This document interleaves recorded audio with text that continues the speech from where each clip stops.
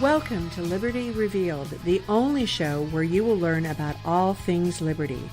Your host for the show is a registered libertarian who's been involved in politics for more than 25 years. He has a passion for teaching others about the concept of personal liberty. Please welcome your host, Mike Mahoney. I am a big believer in personal liberty. To me, my rights end where your rights begin. What this means is laws should ensure that your freedom to live your life as you choose does not impact everyone else's freedom to live their lives as they choose. This is personal liberty. If you want to learn more about personal liberty and get more from this show, sign up to receive my 10-page guide on personal liberty entitled Liberty Revealed. You need to fill out a simple form located at yogispodcastnetwork.com/Liberty Revealed. That's YOGIS podcastnetwork.com/Liberty Revealed. Once you read through that ebook, you are guaranteed to be in a position to apply the philosophy of personal liberty. Welcome to another episode of Liberty Revealed, the show that puts personal liberty at the forefront. I'm your host, Mike Mahoney. Today, I have a guest. His name is Rick Dawson. Rick is a libertarian activist in California and software engineering vice president. He is currently seeking a position with the state party as an at-large member. Rick is passionate about improving the party and reaching out to non-members. Hey, welcome to the show, Rick. Awesome to be here. This is now a dream come true. You know, I've gotten a lot of amazing endorsements over these past couple days, but I shit you not, being on this podcast, this is like the greatest moment of my life. So I want to thank you, Mike, for having me here. Awesome. I'm glad to hear that. I'm really glad you're here. And, you know, tell us a little bit about this at-large position that you're seeking and, you know, what does it entail? Some people have no clue. Well, basically, within the Libertarian Party, I believe you have 12 members who all vote on various issues and things within the state party that, different bylaws and movements, ways they can help out counties, ways to allocate resources, ways to reach out to non-members, things of that nature, right? And basically an at-large seat is somebody who has a voice at the table. And I'm hoping to be a representative of people who are libertarians who don't necessarily fit the mold of the traditional libertarian, what the outsider thinks. I'm hoping to show that, libertarian activists, a lot of us are just normal 9-to-5 guys, right? Like, as you said, I'm a software engineering VP during the day. And then, during the night, I try to help out with activism. So basically what this seat would entail would definitely bring a voice to people like myself, and while also, supporting candidates and, hopefully winning more elections and making changes within the state party to help the county so we can win more elections at the local and state level. Right. I mean, that's exactly why I'm also seeking the same, one of the same seats is that, I know you ran for office before, I've run for office before, and the candidate support system just wasn't in place at all. And we see a lot of libertarian candidates who say, I didn't know what to do. I didn't know how to do it. And there was nobody that could answer the questions. And I think that the party would, especially at the state level, be smart to have former candidates who've been through the process to sort of mentor people through it and let them know what to expect, what their expectations are that might not actually happen, those sort of things. But tell me, so tell me a little bit about when you did run for office. What office did you run for, and how did the campaign go? Well, basically, you just hit the nail on the head, man. Like when you run for office for the Libertarian Party, you're on your own island, man. Like they reach out to you, they ask you to run, they do a great job. But from there, it's like, how do I raise money for my campaign? What forms do I fill out? What signatures do I need to fill out? What are the laws? How do I run this campaign and not end up in jail or something, like the things that we all fear, right? So yeah, I received a call to action to run for Congress, for U.S. House Representative in the 30th District of California.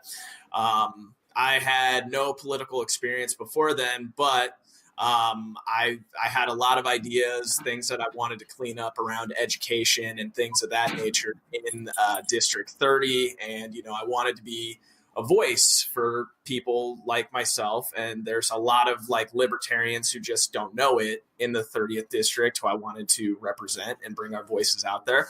But the experience was from the party side, which they are doing some great work to clean up. Tim Fiera recently started the candidate support committee. I donate to that every day. I think that, or every month I make a donation. I think it's extremely important. But, in terms of my race, it was an interesting experience, man, because I was running in a solid blue district with a 24-year incumbent. So somebody, an incumbent who was there for a while. I was in a unique position because at the time there was no Republican running. So I had a clear shot to make top two. So basically what my job was for until my campaign was cut short due to a technicality, that's another thing. That's a whole 2 hours right there, so we'll avoid that. But so my thing was every day I would knock on 20 doors, and out of those 20 doors, I would talk to 10 people. Out of those 10 people, I was gaining lifetime support from people just for the sake of people just saying, hey, I've lived here for 20 years. You're the first congressional candidate who has ever knocked on my door. And, I explained how libertarians, I had to message the libertarian idea to people who were not libertarians in a way that they could ingest it. And perfecting that message, I feel like I could do a lot to help candidates talk to people who are not libertarians, who are hardcore on the left, hardcore on the right, and afraid of quote unquote giving votes to the other side. That's the big thing that I feel like we deal with. And to finish up on that point, I as I've said on my platform for AtLarge, what I want to do is I want to focus on nonpartisan positions where their candidates are going to have to be forced to put their ideas against our ideas. Because what I feel happens is when we put their brand, Pepsi or Coke, next to our brand, which right now is like Surge, right? We're an acquired taste. So people are like, well, I'll just buy a Coke. I'm used to drinking Coke. This is what I do. Or I'm used to drinking Pepsi. I'm going to drink Pepsi. This is what I do. But I feel like they put their ideas against our ideas, and they have to defend their bad ideas against our great ideas. We will win. And I think the Jeff Hewitt campaign proved that. And I think that if we run more candidates in winnable districts where they don't have to rock an elephant or a donkey, we will have more wins. And that's what I want to focus on. Well, you mentioned, first of all, the Coke, Pepsi, and Surge analogy is, in my opinion, spot on. But, you mentioned Jeff Hewitt, and he got some criticism within the party for not advertising that he's a libertarian. How do you feel about that criticism? So here's my thing, man. Okay. I'm not in this. I am a libertarian, but I'm in this for liberty. And I want to see people go into positions where they could push and legislate and make changes.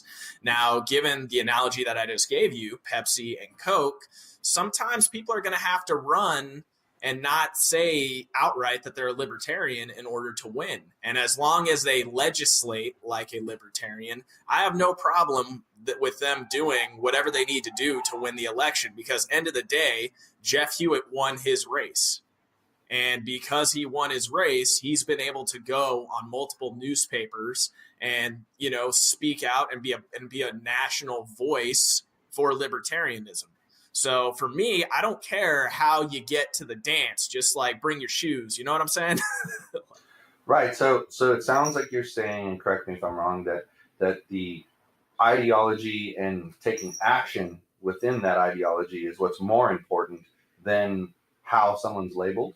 Exactly. I 100% agree with that. Now, would it be great for somebody to say, hey, I'm a libertarian and they're so great that they move our party forward. But I think we are playing the long game right now, right? So we need to get people in the habit of voting for libertarians, whether that person is rocking the hedgehog or not.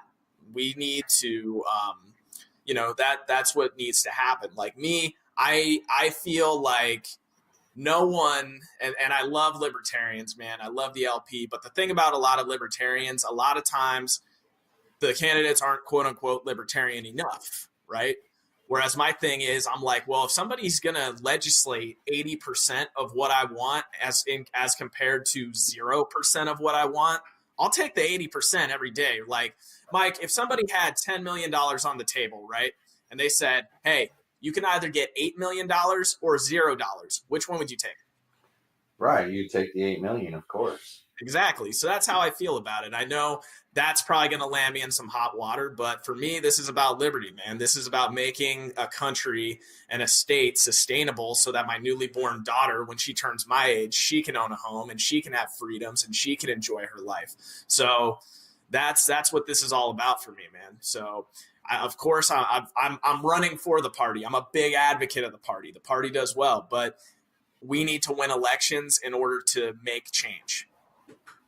Well, see, and I agree with you. I did an episode, oh gosh, probably 5-6 episodes ago, and I asked the question, is the Libertarian Party more of a political cult than a political party? And I got, when people first saw the title, they're like outraged. But then when you actually listen to it, the reason I say that is, like you said, someone's not 100% spot on libertarian, and suddenly it's, well, you don't deserve to win anyway because you're not really a libertarian. But if you're 80% there, why wouldn't you, like, okay, let's say that the person says, I'm for cutting down the size of government and I'm for rolling back these regulations and I want to make sure that our Second Amendment rights are protected and I'm going to make sure that the Constitution is protected. Why, oh why would you vote for somebody else just because that person isn't libertarian enough? And that's what starts to make it feel like a cult, because they always say one of the earmarks of a religious cult is their way is the only way. And that's how it starts to feel when you start to say, oh, they're not 100% libertarian. Well, then that means it's your way or the highway. And that, I always say, show me a person who agrees 100% with everything in their party, and I'll find you someone who's not telling the truth, because nobody agrees 100% with everything. We're all humans. Absolutely. Let me throw this at you. So my wife and I have a show we call the Nightly Rant, and it's a 3-day-a-week show. And we had a conversation recently. She's from Canada. And so it's one of the things that appalls her is that not enough Americans vote. Yep. So the other thing that appalls her, but it happens in Canada as well, is how uninformed most voters really are. Yep. So, I was impressed. Like, one of the things that impressed me about Gary Johnson when he ran for president was that he kept promoting this website called isidewith.org. And literally you go there, there's a short form and a long form quiz. You take the quiz, and then it tells you you're 92% aligned with this person, you're 89% aligned with this person. So she said to me, she goes, I think the only way we're ever going to get true representation of the majority of the people in this country is if, instead of going to a ballot box and casting a vote, and instead of there being campaigns, you take the candidates, you have them register that they want to run, and then they get put into a database. And then someone just goes to a website, they have a pin, they put it in, they answer the questions. If Gary Johnson is the guy they most align with, he gets their vote automatically. And then when it's done, the person with the most votes becomes the president, and the person with the second most votes becomes the vice president, and you're done. Yeah. And, at first I kind of went, sure. But, when you think about it, it would definitely solve the uninformed voter issue, because instead of them having to worry about the issues, they're worrying about exactly what we just talked about. Maybe they don't realize that this particular guy is 80% aligned with them. Yeah. And that's the guy they should vote for, or woman that they should vote for.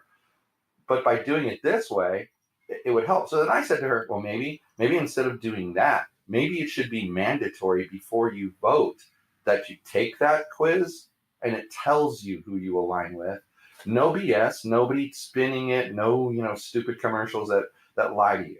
So what you're saying is I register to vote, but before I'm registered to vote, I take this quiz, and then it actually gives me a list of candidates. Hey, you're most aligned with this guy. You're second most aligned with this person. Third most aligned with this person. If it's because I don't want people to have to vote against their own will. However, I do like the idea of people taking a little questionnaire and being better informed before they go to the ballot box. Not to piggyback off that, but I am within the next 3 to 6 months, I have a social network that I built, Code Complete. And during the elections, what I'm actually going to do is it's going to inform everybody who's the candidates running in their district or president or whatever, but it's not going to say what their political affiliation is. So it's going to force people to actually, when they click on that candidate, it'll slide down and it'll give a 4 bullet points of what they're actually trying to legislate, like what they're trying to push for, how they feel about certain things. And what I'm going to make it is, if a candidate wants to be on the site, they have to, or one of their people is going to have to take a questionnaire of mine, similar to what you were saying there. So I think I don't know about making it mandatory. If there was an optional questionnaire that would say, if it's like one of those things where I'm watching this voter commercial, hey, turn out the ballot box so you can vote Democrat. What, did I say that? Yeah, I said that. And then so if somebody's like, well, geez, I don't know anything about any of these people, all I know is Fox News or CNN talking points, I would like to know which of these people would be a good representation. If it was an optional questionnaire that was not, mandatory and not an infringement on somebody, then yeah, I'd do that. But yeah, I do. And that goes back to what I'm saying about nonpartisan positions. In order for libertarians to win, at least for the next 4 to 8 years, while what I like to call the balkanized society between Republicans and Democrats, how we're all how everybody's just going toe to toe right now, afraid to just leave their own cults. You're gonna need to get some dubs in order to build the resume for a candidate who will win a congressional seat, or who will win a Senate seat, or who will potentially win the presidency, right? Because Gary Johnson, he was taken seriously for president because he was a damn good governor, a really freaking exactly. Governor. Yeah. So that's what I think it is, and we need to get candidates and identify them when they're young. Right. And we need to start getting them into positions, building up their careers, and, building up that next guy to take charge. But yeah, I have no problem with that, what you said, as long as it's optional. Yeah, I think I agree with you. I wouldn't want to force anybody to do anything. But at the same time, if there needs to be, there's I side with, but clearly they have some kind of agenda behind the scenes. I would rather it be something just, data in, data out.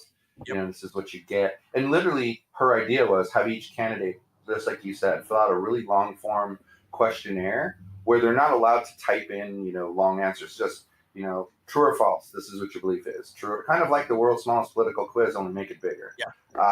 But okay, go ahead. Here's something I thought of while you were talking. So everybody who is into politics understands that the fastest growing, and I put it in quotes, party is no party preference. Yeah. That's the fastest growing party. 100%. So that means that there's a lot of Democrats and a lot of Republicans that are dissatisfied with their party for obvious reasons.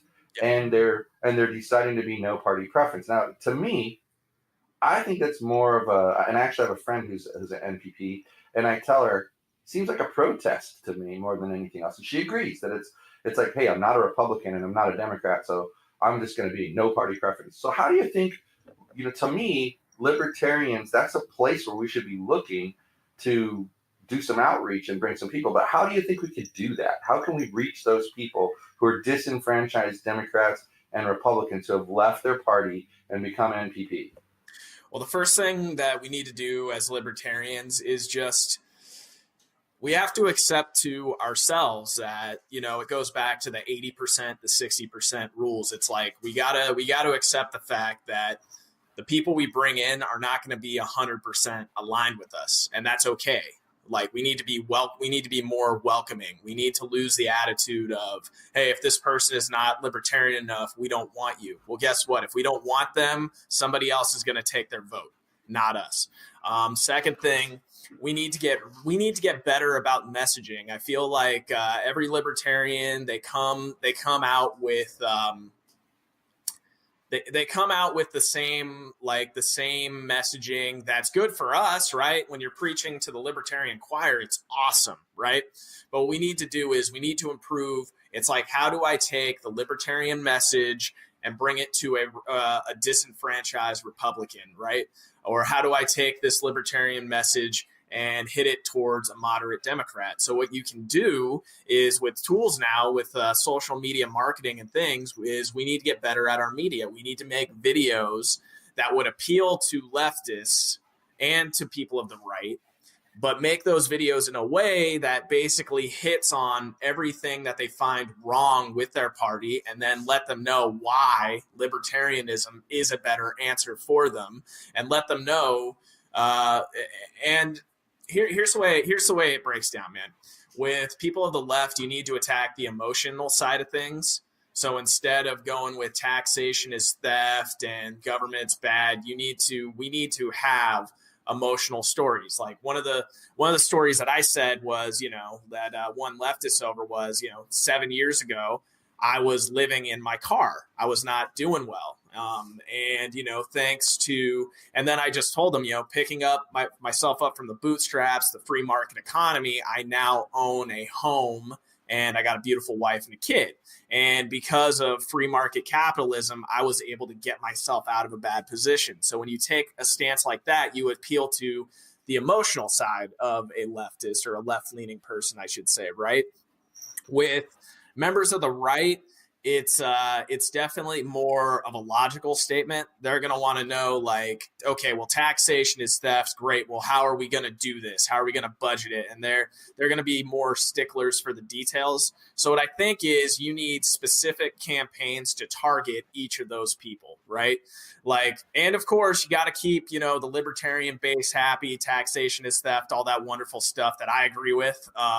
But we need to hit everybody else. And then also, I wouldn't say softening our message, but I feel like taking a more incremental approach would be better than, yeah, man, you know what?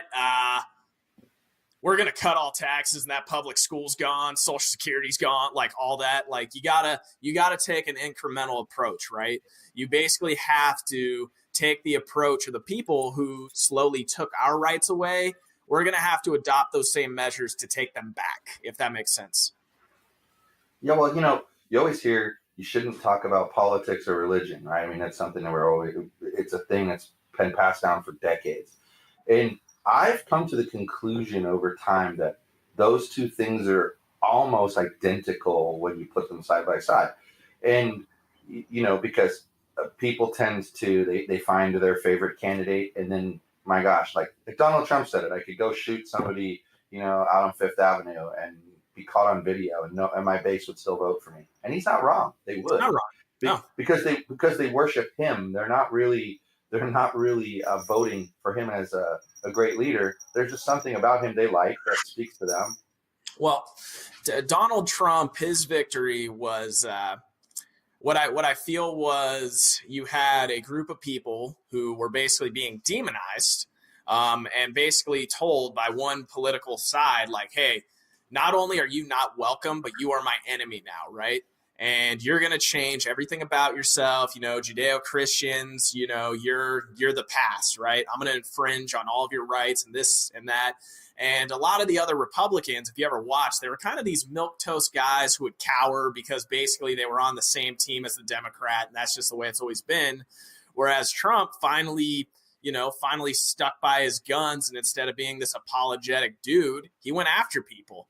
And because he was willing to do the things that others weren't willing to do before him, he won. And, you know, I don't agree with him on many, many things, but what we can agree with was the guy's relentless, and he actually speaks to his base, and he actually, seemingly at least cares about them, and he speaks off the cuff. He doesn't speak like a politician, and I think that's what won him the election. I agree. And speaking to your incremental approach that you talked about, that was why I brought up the politics and religion issue, because, if you ever go to a church, they don't sit there and say, all right, if you become a member of our church, these are the 27 things that, you must believe. Yep. Instead, they give you something that, most people are going to agree with. So yep. I think as far as libertarians go, I think if you talk to, and I know this from campaigning, you talk to people and you say, well, isn't your personal freedom important to you? Well, of course it is. That's why I love living in America. Great. Well, that's what we're about. And then, once you bring them in, then you can kind of expose them to the other issues. But even then, that's part of my point is what I find interesting about Democrats is now you got Republicans, right? Then you have Democrats who are considered Democrats, and then Democrats who are considered progressive. Yeah. And so their party's kind of splitting into parts. Yeah. I think what could happen with libertarians is if you bring them in based off of the liberty concept, totally, 100%. And that's what this podcast is based around. It's why it's called Liberty Revealed, because I'm trying to reveal to people what they're missing out on, and like you said, we need to take back some of the rights that we've lost over the years and get back to the way the founding fathers intended it to be. But the bottom line is you bring them in, and then you show them these things. Well, again, we're back to this is the second thing that has to happen. We have to stop with the you're not libertarian enough. If you come in and you mostly believe the ideology, then you're good. And we should embrace that, because you're right. If you get someone to come in, you teach them about liberty, then you teach them about why smaller government will help improve our ability to have personal freedom. Then you convince them of that and you teach them this stuff. Then when they decide to run for office, what are they going to do when they get in office? They're going to want to cut back on government. They're going to want to give us more freedoms because, essentially if you want to put it this way, they're part of the team, and we don't do a good job of that at all. I had a guy during my campaign tell me he'd make phone calls for me. And then he got a lot of hangups because, I'm a libertarian and he has to tell them that that's what I am. And they would hang up. And he'd say, you know what? I'm not going to make any more calls because you're not going to win anyway. I was like, yeah, you're right. As long as we carry that attitude forward, no libertarian will ever win an election. It's just not going to happen. So all right, well, we're going to need to wrap up here pretty quick, but I wanted to ask you to just kind of, if you make it into this at-large position, because this episode is going to come out the Monday before convention. So It's going to be a great promotional tool to use. So if you reach, if you get appointed to that position, what are you going to do? What are your top priorities? Give me your top 3 priorities. Top 3 priorities, candidate support, recruiting, and modernizing our technology and our message. That way we can set the groundwork to win elections for the next 100 years. Awesome. Well, I don't know if you feel like telling people where they can reach you on social media if they have questions or anything, but this is your chance to tell people where to find you. Cool. Basically you folks can find me on Facebook, my official page, Rick Dawson IO, Twitter, Rick Dawson JS. Basically my whole purpose with wanting to do this seat is to make it so that anybody who ever runs for office for the Libertarian Party, again, will not be left on their own island alone to have to endure these waters.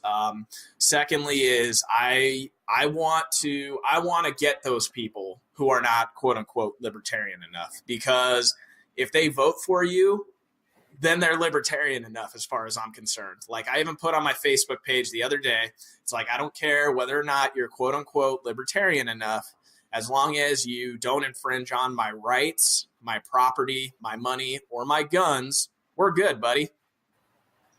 Well, I was sitting here thinking, it's interesting to me that there's a group of us who have sort of come together and supported each other. Because, of course, like I said, I'm also seeking one of the at-large positions. And we've come together and we're supporting each other, even for other positions. But each person that has run for some office before. And I find that really interesting because it's almost like we've all, without realizing it, we've all kind of said, look, we've had enough of this. We don't want the next people to go through what we went through. Yeah. And so we're going to do what we can to get in a position where we can effect some change in that area. And I think, to me, it's a big reason why I support the people that I do support, because they're candidate focused. Because let's face it, we could sit here and we can talk about how we need to roll back regulations and we need to cut the size of government. Yep. But none of us, unless somehow we miraculously take over the House and the Senate, like in one sweep in an election, it's just not going to happen overnight.